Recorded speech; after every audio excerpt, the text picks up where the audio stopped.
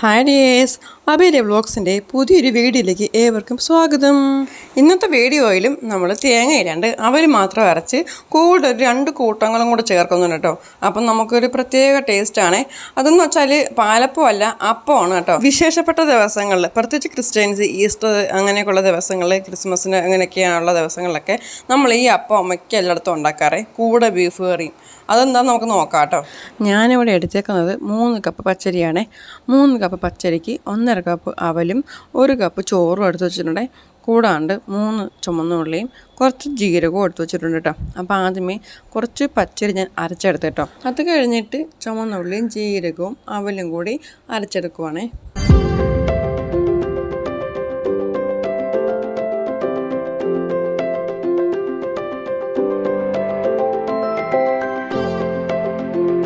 അതിനുശേഷം 1 കപ്പ് ചോറും കൂടെ അരച്ചെടുത്ത് നമ്മൾ പച്ചരി അരച്ചതും അവൽ അരച്ചതും എല്ലാം കൂടി ഒന്നിച്ചാക്കി വെച്ചിട്ടുണ്ട് കേട്ടോ.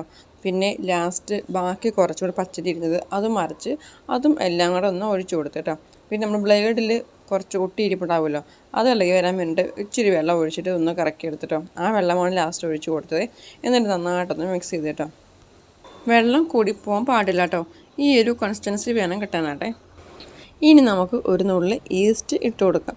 എന്നിട്ട് നന്നായിട്ടൊന്ന് ഇളക്കി മിക്സ് ചെയ്യാം. ഒരു കാര്യം കൂടി പറയാം കേട്ടോ, നമ്മളിനിയിപ്പം അരി വെള്ളത്തിലിടാൻ മറന്നു പോയിട്ടുണ്ടെങ്കിൽ, നമ്മളിപ്പോൾ ഒരു ദിവസം അരി ഇടാൻ മറന്നുപോയി, നമ്മളിത്തിരി ലേറ്റായിട്ട് നമ്മൾ ഓർത്തതിടാനാട്ടെ. അപ്പോൾ അങ്ങനെ വരുമ്പോൾ നമ്മൾ ചിന്തിക്കാൻ, അയ്യോ ഞാൻ ഇടാൻ മറന്നുപോലെ, ഇപ്പം ഇനി കുതിർന്ന് കിട്ടുമോ, അങ്ങനെ ഒന്നും ഓർത്ത് ടെൻഷൻ അടിക്കണ്ട കേട്ടോ. നമ്മൾ ആ ലേറ്റായിട്ട് ഇടുന്ന സമയത്ത്, അരി വെള്ളത്തിലിടുന്ന സമയത്ത് നമ്മൾ ചെറുതായിട്ടൊന്ന് ചൂടാക്കി കൊടുത്താൽ മതി കേട്ടോ. അപ്പം നമുക്ക് രാത്രി നമുക്ക് അരയ്ക്കുമ്പോഴേക്കും അത് കുതിർന്ന് കിട്ടും. ഞാനീ പറഞ്ഞതെല്ലാം ഞാൻ ചെയ്തുകൊണ്ടിരിക്കുന്ന കാര്യങ്ങളാണ് കേട്ടോ. ഞാൻ ചെയ്യാറുള്ള കാര്യങ്ങളാണ് ഈ പറയണത് മൊത്തം. ഈ തേങ്ങയ്ക്ക് പകരം അവലരയ്ക്കാൻ തുടങ്ങിയിട്ട് വർഷങ്ങളായിട്ടോ. വർഷങ്ങളുണ്ട് ഞാൻ തേങ്ങ അരയ്ക്കാറേ ഇല്ല കേട്ടോ. തേങ്ങ ഇല്ലാണ്ടാണ് ഞാൻ അപ്പം ചുടുന്നത് ഈ അവൽ വെച്ചിട്ട്. പിറ്റേ ദിവസം ആയപ്പോഴേക്കും നമ്മുടെ മാവ് പുളിച്ച് പൊങ്ങിയിട്ടുണ്ടായിരുന്നു. അതിനകത്ത് ഞാൻ ഉപ്പിട്ട് ഇളക്കി കൊടുത്തതാണ്. എന്നിട്ട് അത് ഒരു തവി ചൂടായ ദോശക്കല്ലിലേക്ക് ഒഴിക്കുക. അത് പരത്തണ്ട കേട്ടോ, തന്നെ അത് റൗണ്ടായിട്ട് വരും കേട്ടോ. പിന്നെ നമുക്കത് തിരിച്ചിടിയാൻ വേണ്ട കേട്ടോ. ചൂടായ ദോശക്കല്ലിലേക്ക് മാവ് ഒഴിച്ചതിന് ശേഷം നമ്മൾ മൂടി വയ്ക്കുക ചെയ്യണത് കേട്ടോ. അവലരയ്ക്കുമ്പോൾ വെള്ള അവൽ ചേർക്കാൻ ശ്രദ്ധിക്കണം കേട്ടോ. ഇപ്പോൾ ചോറ് അരയ്ക്കുമ്പോഴും വെള്ളച്ചോറ്, അതായത് നമ്മുടെ വെള്ളരിയുടെ ചോറ് ചേർക്കുവാണെങ്കിൽ നമുക്ക് നല്ല തൂവെള്ള കളർ കിട്ടും. എന്താണെന്ന് വെച്ചാൽ നമ്മൾ ഈ ചുമന്ന അവൽ അല്ലെങ്കിൽ ചുമന്നവരുടെ ചോറൊക്കെ ആണെങ്കിൽ കണ്ടല്ലോ, നമ്മൾ അരി അരച്ച് കഴിയുമ്പോൾ നമുക്കത് ചൂടുമ്പോൾ അതിൻ്റെ ഒരു ചുവപ്പ് പോലത്തെ കളറിലെ വരുവോളെ. ഞാനിപ്പോൾ വെള്ള അവല ചേർത്തത്, അതുകൊണ്ടാണ് ആ വെള്ള കളർ നമുക്ക് കിട്ടിയത്. അപ്പോൾ നല്ല സോഫ്റ്റ് അപ്പം നമ്മൾ ചുട്ടെടുത്തിട്ടുണ്ട്. ഞങ്ങൾക്ക് ഇവിടെ ഇന്ന് ചമ്മന്തിയാണ്. ഈ ജീരകത്തിൻ്റെ ടേസ്റ്റ് ഉള്ളത് കൊണ്ട് കറിയൊന്നും ഇല്ലെങ്കിൽ നമുക്ക് കഴിക്കാൻ പറ്റും കേട്ടോ. അല്ലെങ്കിൽ പഞ്ചസാര കൂട്ടുന്നതിൽ നമുക്ക് കഴിക്കാൻ പറ്റും.